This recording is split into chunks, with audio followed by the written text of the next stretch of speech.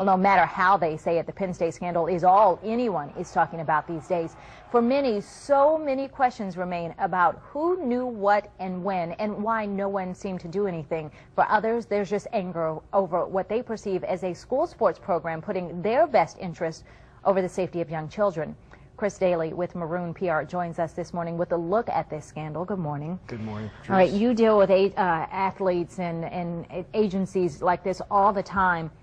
How damaging is this? Because people have that perception that you're covering this up to protect the school and no one cares about these kids. Right. I think, this has been a long week, and it's only been 5 days. We haven't heard much from any of the school representatives. I think the big word that we can really use with this whole thing is shock. But I think what they've got on their hands is really a no-win situation. But what they need to do is do their best and try and get out in front of this thing and really just communicate with the public a little bit better than they've been doing, to let us know that they have steps in place, there's a plan, and that they're trying to move forward and correct this thing. Well, one of the things they did to try to get out in front of it was to fire Coach Paterno, which a lot of people don't like the fact that they did it. But was that a necessary step for them to let him go immediately?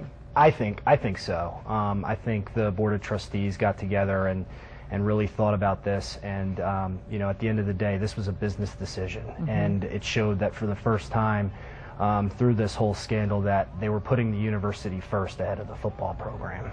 How does Coach Paterno get through this? I mean, he is a beloved that community at that school around the world. And if he didn't know, if he's not criminally responsible for anything, a lot of people will still see this somehow as a moral shortcoming. So how does he come out of this?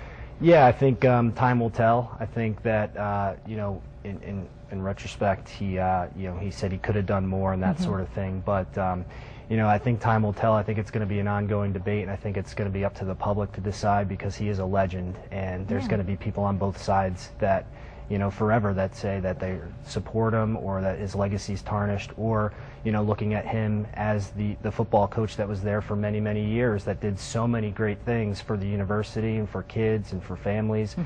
So I think time will tell. Let me just ask you guys really quickly, you all represent Cal Ripken, and there has been some association with him to the foundation that Jerry Sandusky was running, the Second Mile Foundation.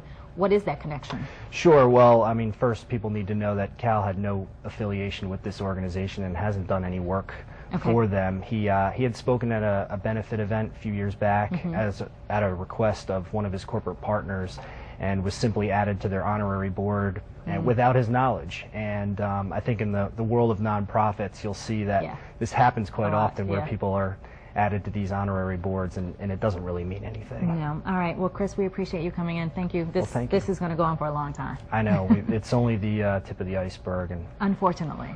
Thank you.